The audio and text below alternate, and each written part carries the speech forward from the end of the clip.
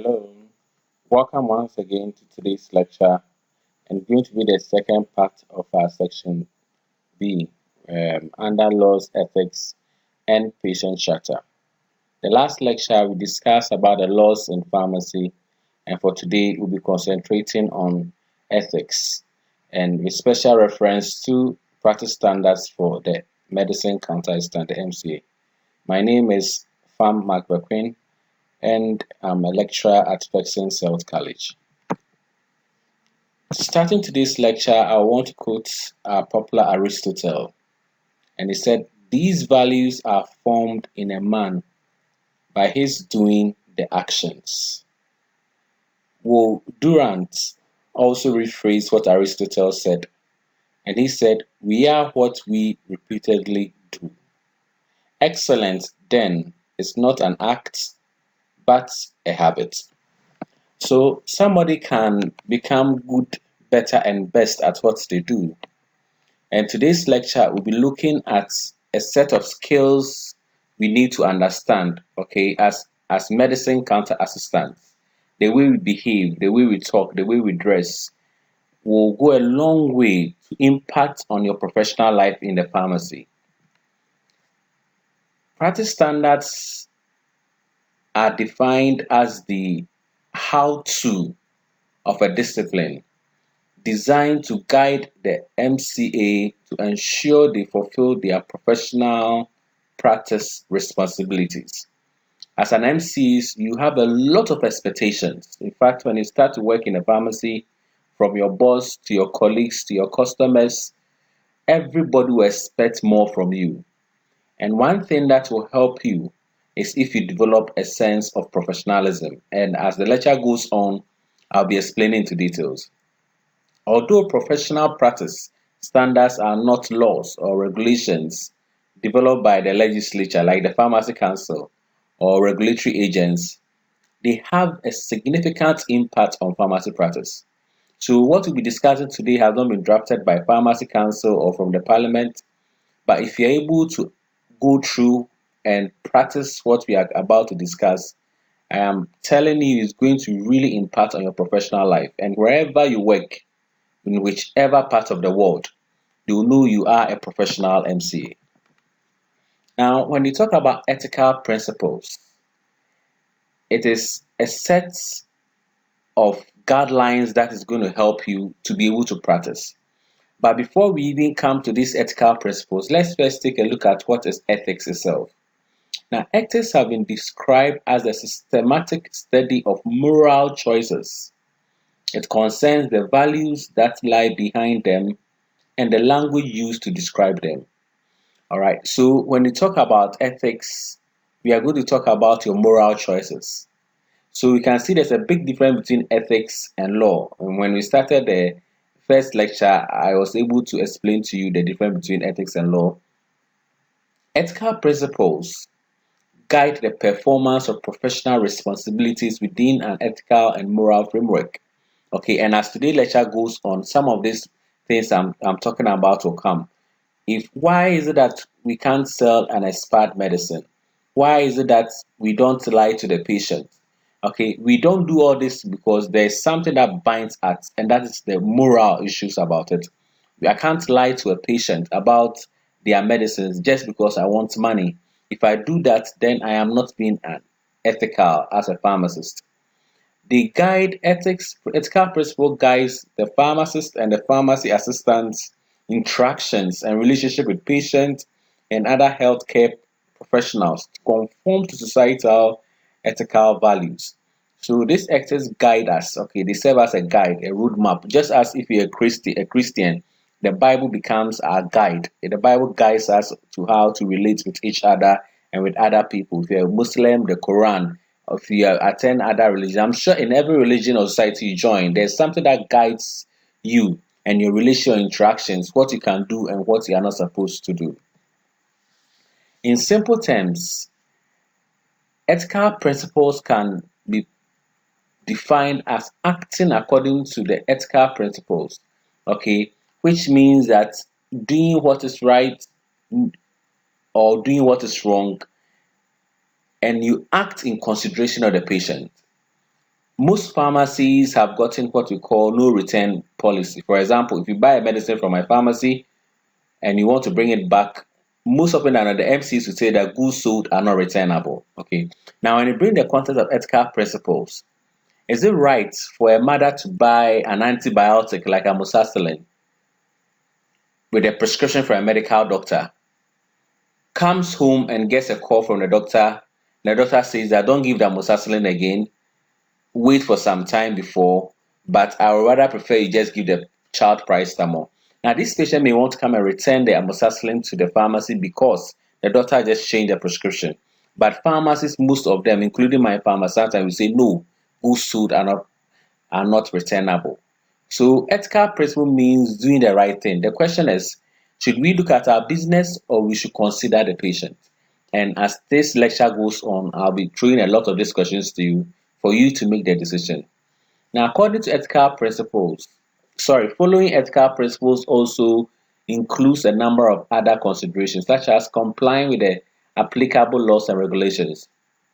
And as much as we want to be ethical, we want to be moral in the decisions we take, we want to also take notice of the laws that we have studied, that whether what we are doing will go against the law. And if you remember the judgment box we talked about, where I say something can be ethical and legal, something can be unethical and legal still, all right, or something can be illegal and ethical.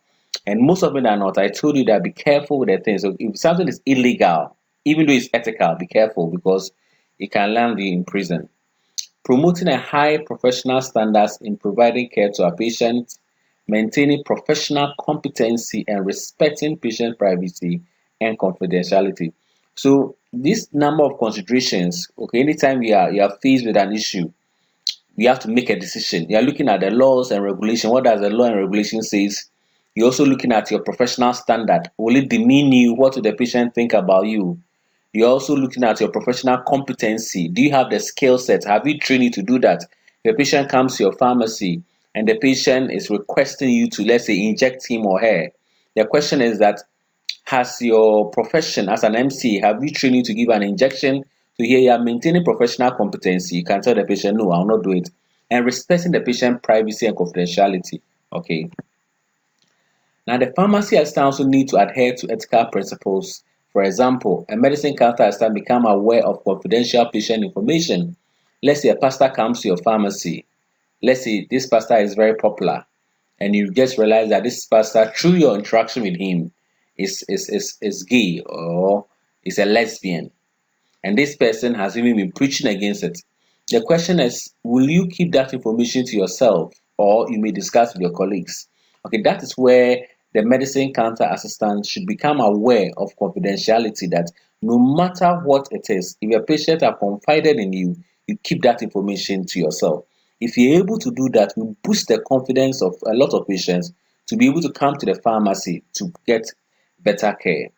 Ethical principles, as well as privacy laws and regulations, require respect for the patient's privacy and preventing inappropriate disclosure of a patient's private information. Okay, this private information could include their sexual preference, what drugs they are on, their addresses. Some of them use Visa or MasterCards. Okay, any information the patient gives to you, discloses to you because they have an interaction with you. Ethical principles require we respect that information and we keep the information to ourselves. There are four main ethical principles I want us to discuss. And all that I'm saying, this is a foundation you are supposed to build, okay? And as the lecture goes on, I will bring a lot of issues to challenge you. Now, the first of the four ethical principles you should understand and always apply is the principle called autonomy. Autonomy. Now, central to the ethical provision of any medical intervention is this principle of autonomy, which upholds respect for persons. Okay.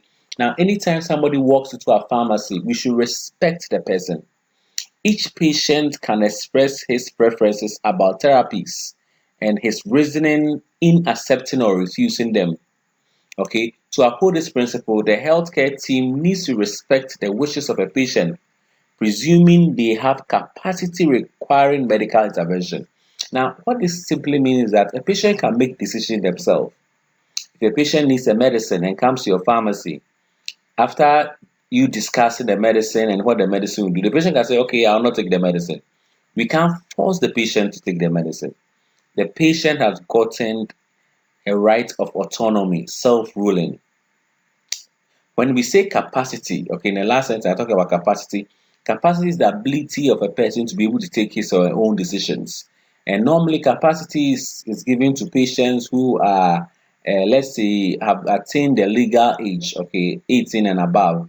They are no more children. So a child may not have capacity because they can't take decisions on their own. Or somebody who is has gotten a mental issue, okay, like a mad person, somebody with a psychological problem, somebody who is under the influence of alcohol or other drugs. When they come to your pharmacy and he's drunk, he doesn't have capacity. Therefore, they will need somebody, a relative, to be there if you want to give them any help at all. All right. So the principle of autonomy, anytime you want to work in a pharmacy, anytime a patient walks into your pharmacy, the first principle of ethics to check the way you behave is that the patient have gotten the right to refuse or accept a medicine. Simple. If a patient say I don't want the medicine, you can't force them to buy.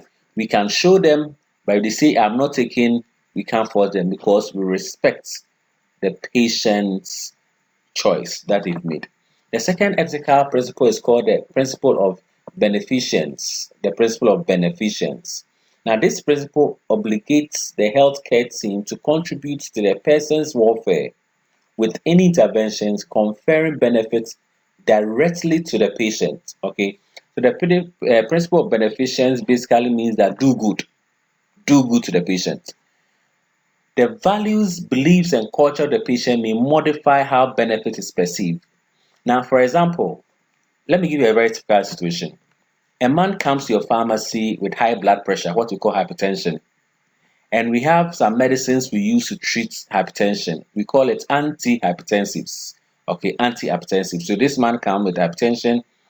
The doctor has prescribed an antihypertensive, okay, a medicine to treat hypertension for them. And one of the side effects of some of this medicine is that it may cause erectile dysfunction. Okay, this person may not be able to have sexual intercourse. They may have some erectile dysfunction. Now, the principle of beneficence means that I should make sure that I'm considering the welfare of the patient anytime that I want to treat this patient.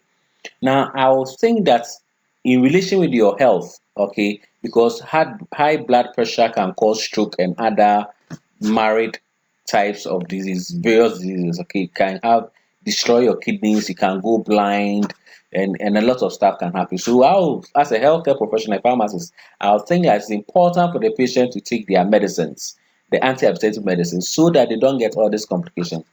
However, the patient may have a different view of quality of life. The patient may think that if I can't enjoy sex with my wife, what is the essence of me living? So I don't think it is of value. So the principle of beneficence now, the patient will think that not taking the medicine will be beneficial to them. So the values, the beliefs, their culture, the religion of the patient may modify how they perceive what benefits that they will derive from the therapy.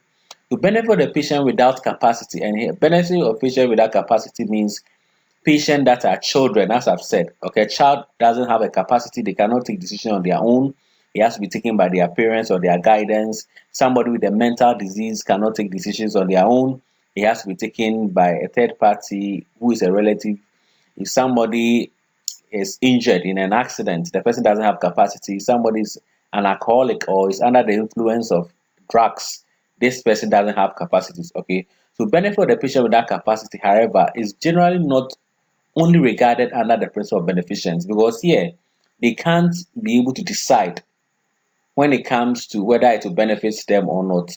Okay, so we don't really consider it under the principle of beneficence, but under the overarching principle of what we call the best interest. So we normally use the word it is in the best interest of the patient. Okay, it is the best interest of the patient that we do that because we are not in their shoes to make the decision. Assuming a child or a mother brings a child to my pharmacy and I'm supposed to do malaria testing, I'll be pricking the child. Okay, I want to do good to the child. I think in doing the test, I'll be able to make sure that this child doesn't have malaria. So for the child, I am acting in the best interest of the child. All right, I'm acting in the best interest of the child. That is the difference between the principle of beneficence and acting in the best interest of the child. The third principle is the principle of non-maleficence. Non-maleficence. And this principle of non-maleficence renders an obligation not to inflict harm on any person. Okay, so somebody comes to our pharmacy, and one of the ethic principles that guides us is that I should not cause any harm. Now, let me bring a very emotional example. I know it is an emotional example. Recently, this started last month around May, when the United States, a police officer, all right, arrested a black man called George. Okay, George Floyd, and during the arrest, I'm sure some of you have seen the video. If you've not seen the video, try and watch the video. The officer placed his knee on the neck of the victim, okay, of George, and George was shouting several times, "I can't breathe, I can't breathe." It happened. Reports have said for about 8 minutes, and this black man died. All right. So when it comes to the principle of non-maleficence, the question is that the officer had an obligation not to harm the person. But you see, in his course of action, maybe I don't know, he thought he was arresting, he was doing his job because this person apparently might have done something wrong. But in executing his work, he caused harm, and the patient, the suspect died. In the pharmacy, we are not immune. Sometimes we may harm a patient when we give some medicines, when we give some advice for them to follow. Anytime we are giving a medicine or advice, the bell should be ringing that whatever we are doing should not inflict harm on our patient. Okay, so the principle of non-maleficence is a principle that simply say inflicts no harm to any person. Now, should it be possible to avoid harm? It should it be impossible to avoid harm? Okay, sometimes it's impossible because of the stuff we do. For example, I have to check malaria, I have to prick the finger before I can take your blood sample. So sometimes it's impossible. Okay, so where it is impossible, okay, for me to avoid harm, okay, I should make sure that the harm is minimized, and therefore the benefits of the intervention should outweigh the risks and the intended suffering of the intervention. So normally when I'm taking a sample for malaria test, a lot of people use the thumb and they prick, and I think that using the thumb sometimes, whatever the patient touches, they'll feel the pain. So personally, I normally use the ring finger, okay, the finger where the wedding rings on, okay, because I believe that, and it's a lot of people believe that the place you don't have a lot of pain, and normally it is softer, okay. So that's the principle of non-maleficence: inflict no harm to any person. That is an obligation. Anytime somebody comes to your pharmacy, in your interaction as an MC with them, okay, we talked about the first principle, autonomy. We respect the patient, that whatever we say, we cannot force them on it. Okay, so we respect their views about what they want us to do. If they say no, it is no. The second principle is that if I'm working with the patient, if we are interacting, I want to do good to the patient. That is my intention. I don't want to do anything that is not good. So I want to do good. The third principle is that I will not inflict any harm on any patient. Okay, I will not inflict any. And the last one is the principle of justice. Now, the principle of justice, as it relates to healthcare, considers the obligation to fairly and equitably distribute health and healthcare.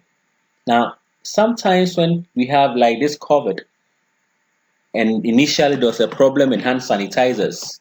All right, so let's say I have 10 hand sanitizers in my pharmacy, and one person came, walked into the pharmacy, wanted to take all the 10 hand sanitizers. The principle of justice will ask me that it's my obligation to make sure that the hand sanitizers are fairly and equitably distributed. Maybe there's a family that they are four, and there's another family that they are only two. and the husbands are coming to buy. Now, I should make sure that I distribute the hand sanitizer fairly and equitably. Okay, not equal. Equal is that I'm giving everybody the same number. Equitably here means that somebody may get one, somebody may get two, somebody may get three because of their individual needs. That's why we say it is equitable. Equitable. So the principle of justice requires prioritization and rationing of competing claims. Okay, two patients want the same stuff, and I'm supposed to be able to rule between who should I give or who shouldn't I give. Two patients come to the pharmacy. They all want to buy, let's say, emergency contraceptive, Postinol 2 or Lydia, and let's say I have only one pack there. Who should I give to patient A, patient B? So I listened to the story. Patient A had unprotected sex. They are married, and she just wants to make sure that she doesn't get pregnant. Okay, so patient B also comes. She has just been raped by a gang, and she's afraid she may get pregnant. She's gone to the police and reported the case. Rushed to your pharmacy, and that's why she needed. Now you see, when you look at the principle of justice, should I give it to the married woman who walked to my pharmacy, had intercourse with the husband, and she's afraid of getting pregnant, doesn't want it, or I should give the emergency contraceptive to the lady that has been raped by the gang and she's afraid she may end up getting pregnant? Okay, so here you have to prioritize, and that's why ethics is important. Who do you give the personal to? The victim that has been raped, or the lovely woman with a husband who had a legitimate intercourse with the husband? In healthcare, this might be subdivided into categories of one, fair distribution of scarce resources. Okay, we call it distributive justice. Okay, there are some resources that not everybody will have. So when I'm distributing, I want to use what we call distributive justice. Second, respect for people's rights. So we call it the rights-based justice. Okay, sometimes as a patient I've gotten a right. If a patient is coming to buy a condom, it is their right to buy the condom. Okay, so here I cannot say that I will not sell the condom to you because you are not married. It's their right. Okay, then we have respect for laws. We call the legal justice. The legal justice.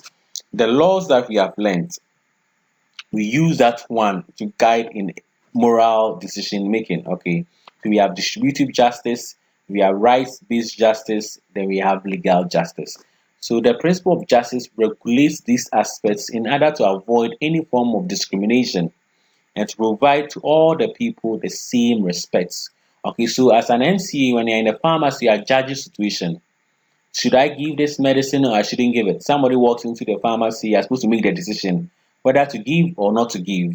And that is where you use the principle of justice. So the four ethical principles we have just talked about: one, principle of autonomy; two, principle of beneficence; three, principle of non-maleficence, do no harm; and the last one is the principle of justice. Your ability to be able to prioritize and ration of competing claims. Okay, rationing of competing claims.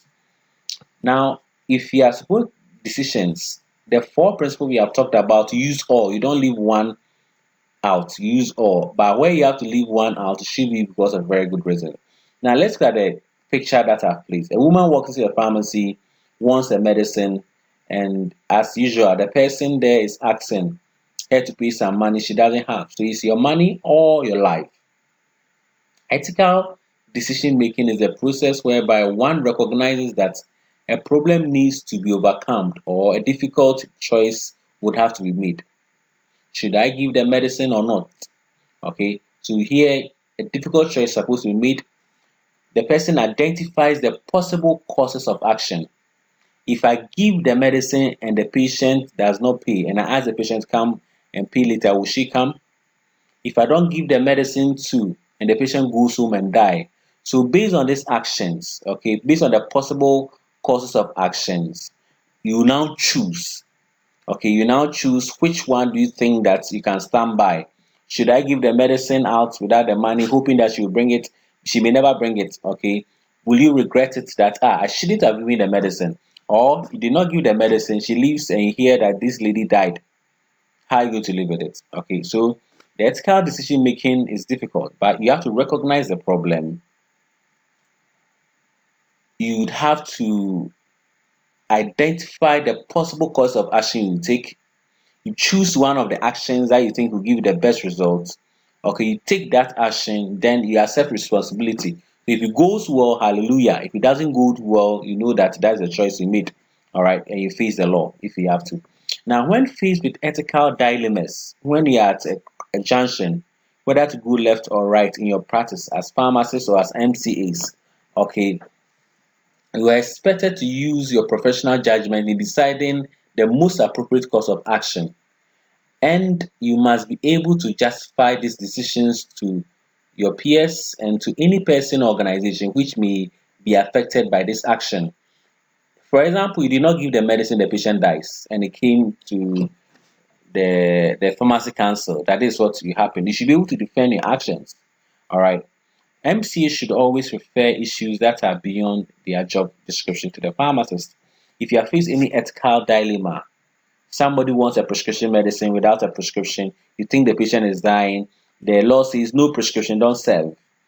But here you are afraid the patient may die. Call the pharmacist and discuss with them, and they have to make a decision about that. Okay, so that's what we call ethical decision making. It's very difficult. I'm telling you, it is very difficult. But as an MCA, every day when you start to work in the pharmacy, you'll be faced with making these ethical decisions. Should I or I shouldn't? And I'm saying that look at all the outcomes, then be ready to take responsibilities. Now, there's another thing that normally helps us to when you are making ethical decisions, it normally helps us, and that's what we call disclosure. Before accepting to work with any pharmacy, okay, before you accept, when you go for the interview and they interview you, sometimes you ask, do you have any questions? If you think that you have any factors which may affect your ability to provide services, let them know.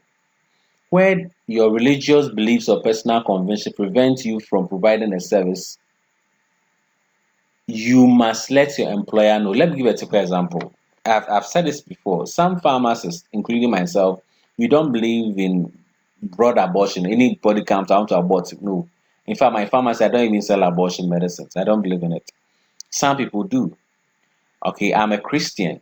Okay. Now, because I'm a Christian, or somebody may be a Muslim, or somebody may be maybe from Judaism or a Buddhist or a Hindu, if your beliefs or your personal convictions affect your ability to deliver a service, let the person they are working for know before they even employ you. So that they know that if you are not able to provide a service, then somebody else will provide a service.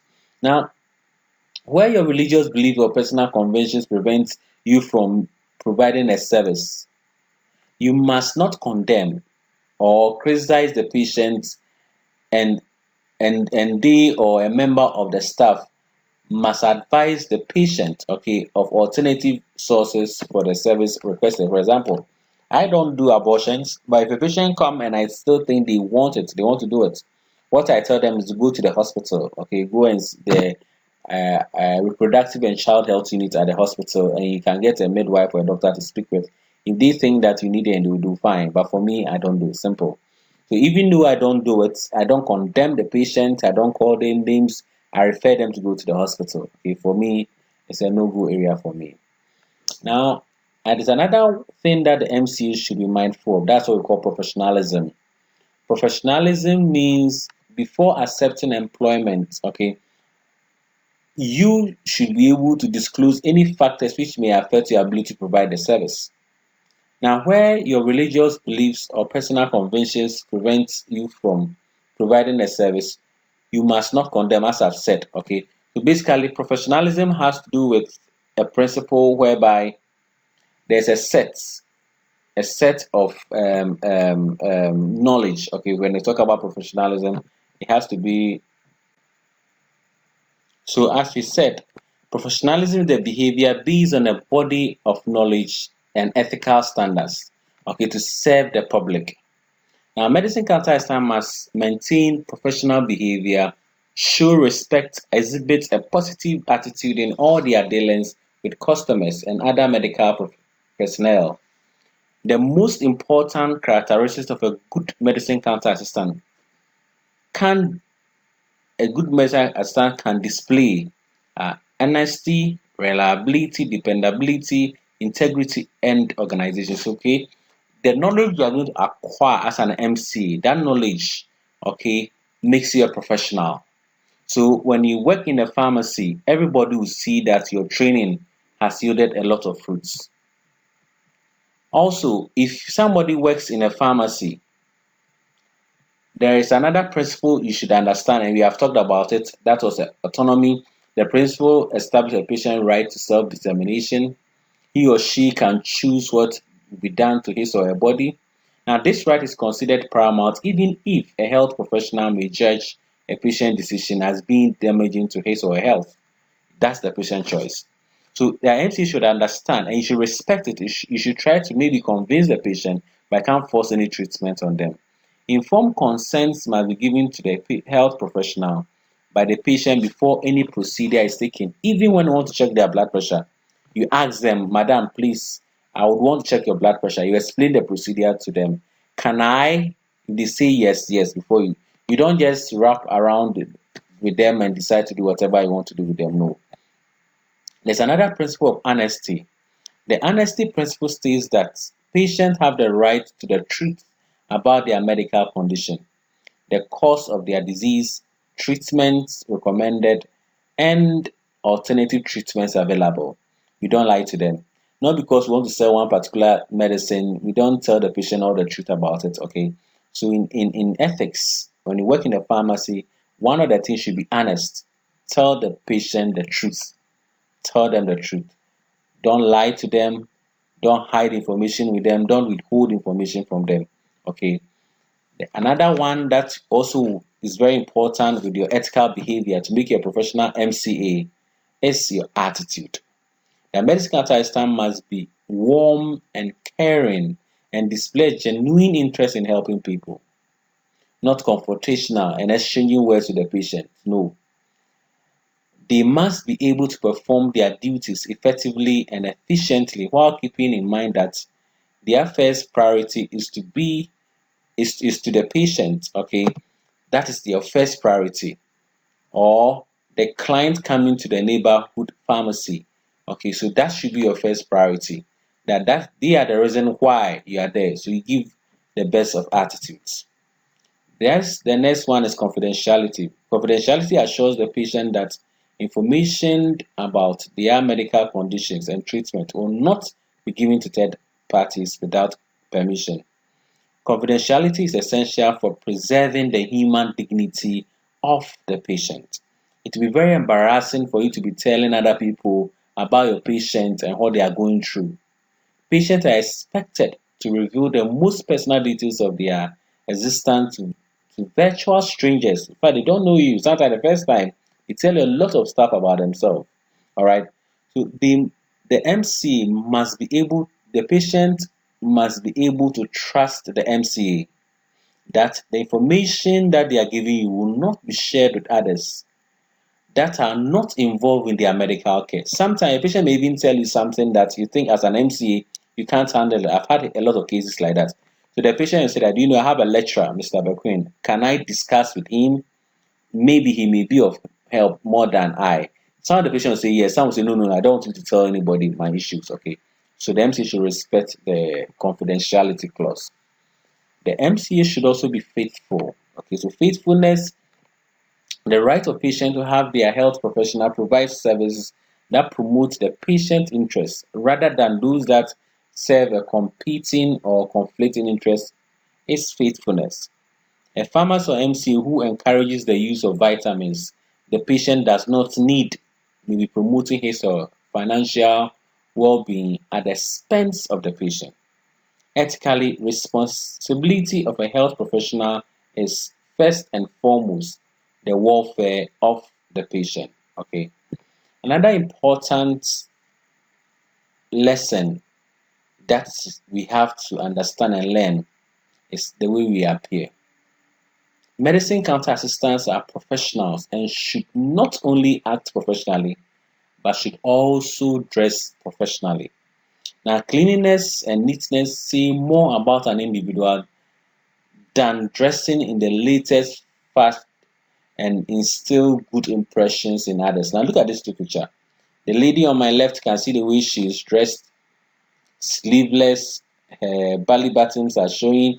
You have another MC dressed well with a white lab coat. Now, if you walk into a pharmacy and you see these two, which of them do you have more confidence in? Obviously, it's going to be the MC that is well dressed.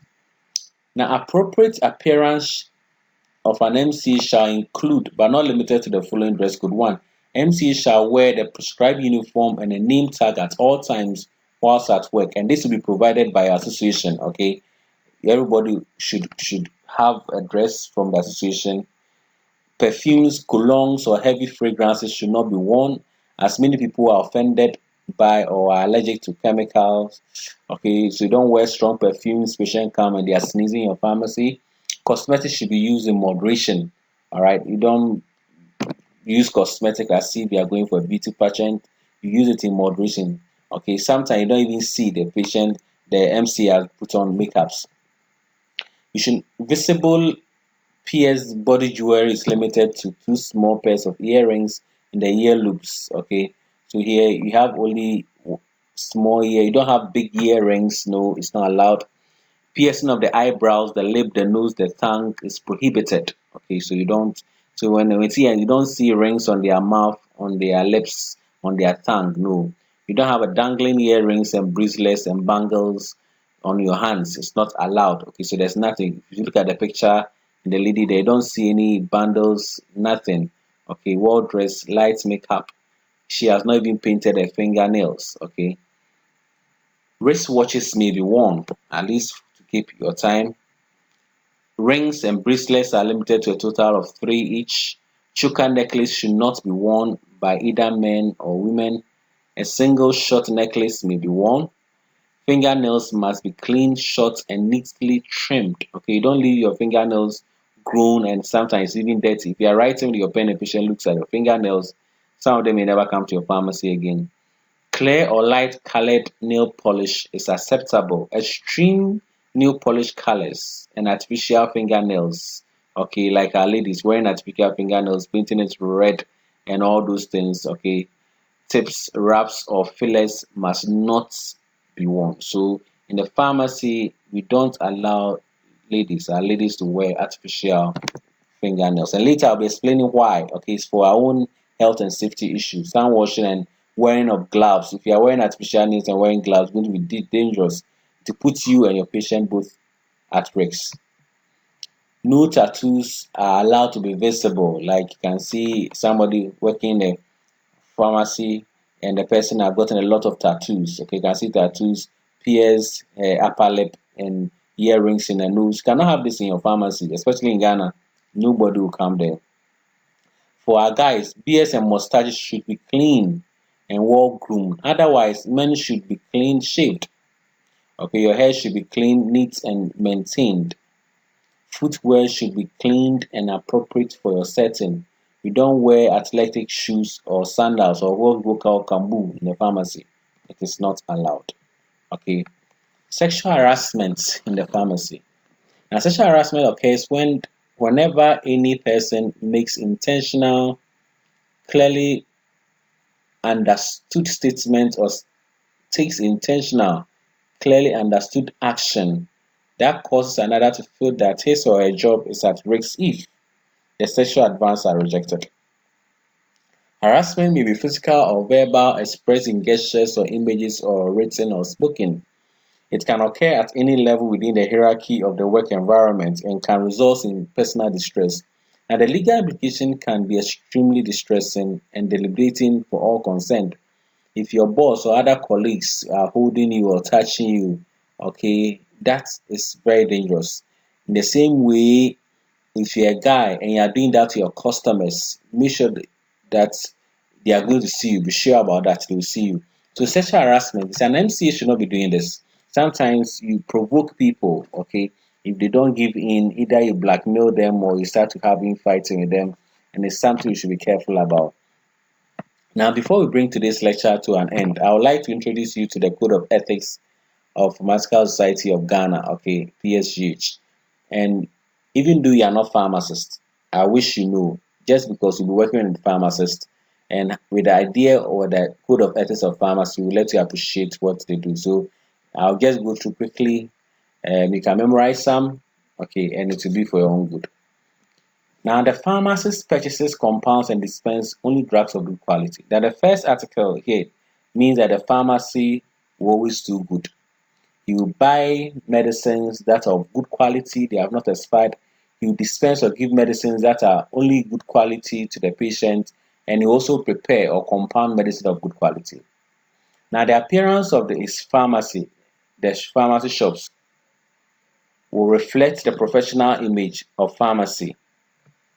Now, this one means that when you go to any pharmacy, looking at the way the pharmacy have been arranged, their reference books, weighing scale should show that wow, this is a pharmacy. Okay.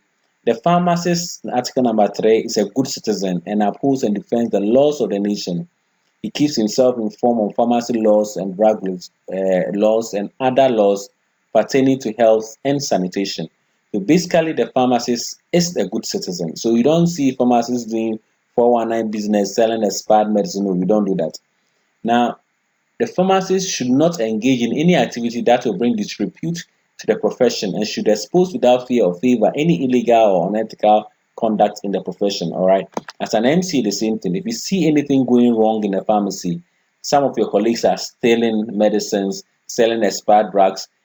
Somebody is coming to buy their medicine. The medicine is 10 cities. They intentionally inflate the price to 15 cities, and after they take the 5 cities, they are taking tips. So this behavior will bring disrepute, will bring shame to all of us.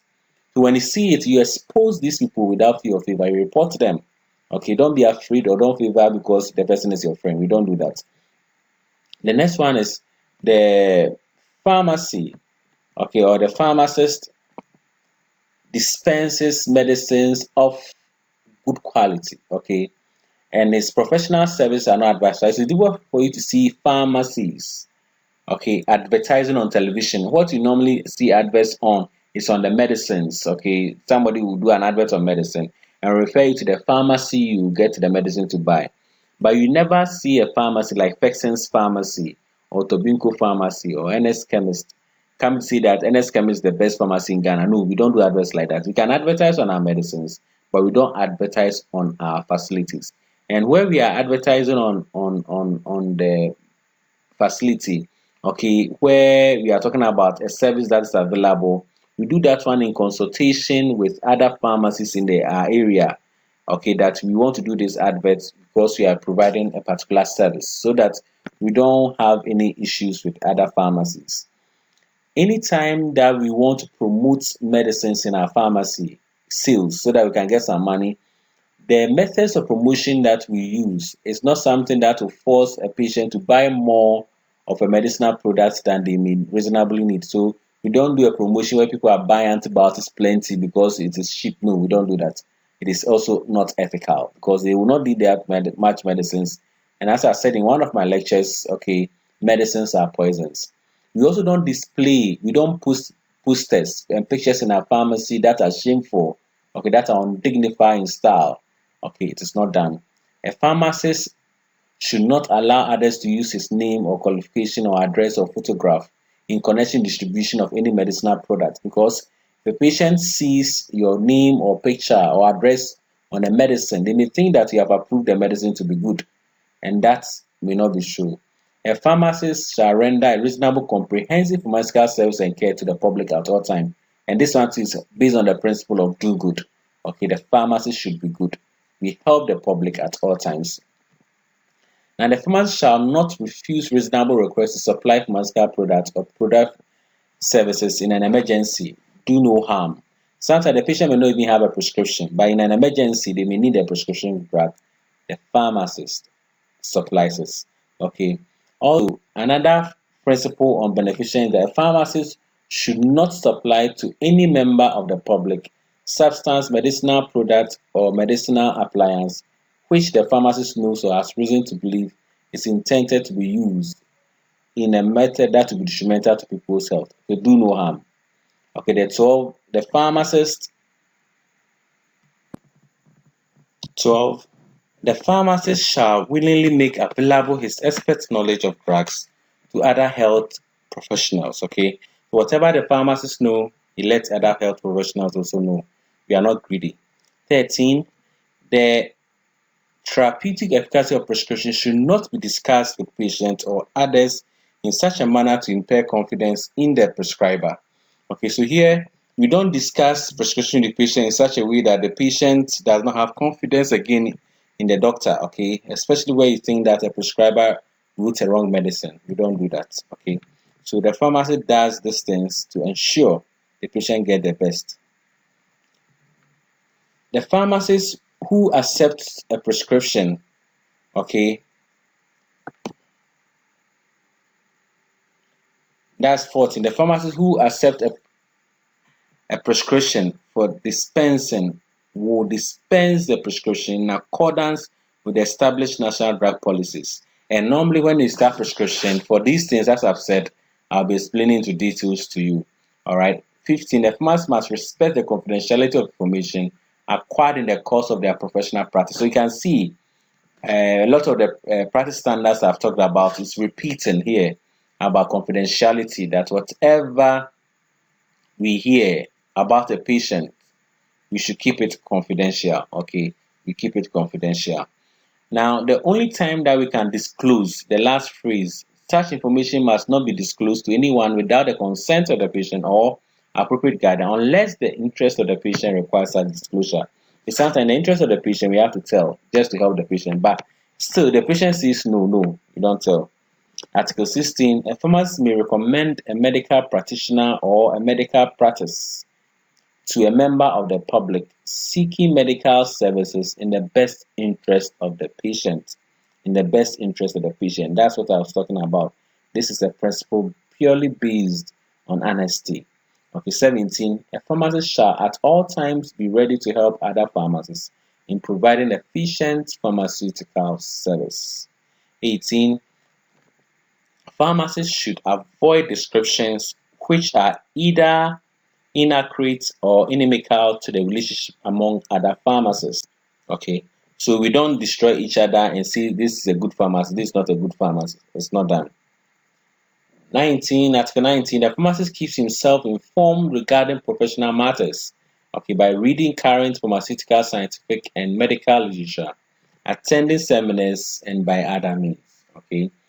20, the pharmacist adheres to fair business practices, meets obligations promptly, and will fulfill his agreements and contracts. Okay. Number 21, Article 21, the pharmacist must proudly display in his establishment his own name and the names of other pharmacists working on him. And the last one, that's Article 22, a pharmacist is encouraged to join organizations which promote the advancement of pharmacy. All right. So what we are going through, these 22 articles we have gone through right now, talks about what pharmacists do. Okay, and as I've said, it's just a guideline. So when you're working in a pharmacy, please, as MCs, there are a lot of things that are going on that will not make people respect you. Okay, and I believe that this simple lecture will help you and change your mind. But before I go, I have some few questions for you. In fact, it's a question that will push you to think about all that we've said. All right, so let me understand what you are thinking. Okay, so the questions are simple. What do you think about these issues below with reference to ethical behavior that we just learned? Okay, can an MC accept tips from patients, and do you think that it can corrupt the patient? For example, a patient buys something from your pharmacy and the patient gives you a tip. Okay, should we be accepting tips? Is it ethical or unethical? Two, soliciting a favor from a customer. Maybe you want a loan, then you ask your customer that, oh, can you loan me some money? Or you want to go to Ghana police, you have a customer that's in the police service, you want him to connect you. All right. Sometimes some NCCAs increase price of goods and they take the difference, they pocket it. Do you think it is good? Four, some MC work in other pharmacies that they are pilfering, they steal money basically. And sometimes they take medicines because their boss is not there, and they want to make money out of somebody's shop. Should this be going on? And in fact, if it happens and you see, there's another question I ask you, what will you do? Number five, writing receipt for clients for goods not purchased. Some patient will come and they want receipt for as if they have bought some goods, but they've not done it. So they ask you to write 200 cedis receipt that they have bought some medicine, so that when you go to their company, they will pick their money and bring you some. Or sometimes they'll come and buy the goods, and you have not sold the good. Based on ethics, do you think these things we should do it? Are you afraid of losing the client? Are you afraid? Next one is selling expired drugs. Some people will even clean the expiry dates on medicines and sell. 7. Lying to a client about the side effects of a medicine to encourage them to take their medicines. So the patient will ask you that, Madam, this medicine, are you sure it doesn't have any side effect? Oh, no, no, it's good. It doesn't have any side effects. You are doing that one so that the patient will take the medicine. You are afraid if you say it has gotten serious side effect, they wouldn't take. Ethically speaking, do you think we should do it or we shouldn't do it? Dating your customer, your superior, or a colleague at work. Can we date a customer who buys there and this lady is nice, so you're a guy, you propose to her, or you're a lady, the man is proposing to you? Should we accept it? Are there ethical implications? Okay, your superior or your colleague at work, can you date each other? There are a lot of complications about this question. Please think well about all my questions. Look at the negatives and the positive very well, and I wish you tackle the two before you make the decision. Okay, wearing casual dress to work on weekends, like you are wearing your jeans, you are not dressing formally. Do you think it's okay? Working under the influence of alcohol or drugs. Some MCs will come to work on the weekends. Okay, they went to a party in the morning or in the afternoon. They come to evening shifts and they are taking some alcohol. You see, they are not drunk, but they are working. 11. Not reporting a wrongdoing or misconduct of your colleagues to your superior, fearing they may be sacked. Okay, so you see something going on wrong at the pharmacy, you are not reporting. In fact, sometimes we call it aiding and abetting, and they are stealing, but you're afraid that if you report, they'll sack them, so you become quiet. And the last one, sexual harassment by a superior. Sometimes you have your boss or your pharmacist ask you to come and sit on their laps with a lady. You don't want to sit there. If you don't sit there, they want to fire you. Okay, they love you. So you don't love them, they want to fire you. Should we give in to them, or we should what? How should we handle it? All right. So please go through these 12 questions. And as I've said, normally your script I'm looking at is not right or wrong. It's I want to know how you are going to think about it based on the lecture I've given you. Okay. God bless you. To make again for the last part of this, I'm talking about the patient charter. Okay, and that's going to be our last lecture. God bless you.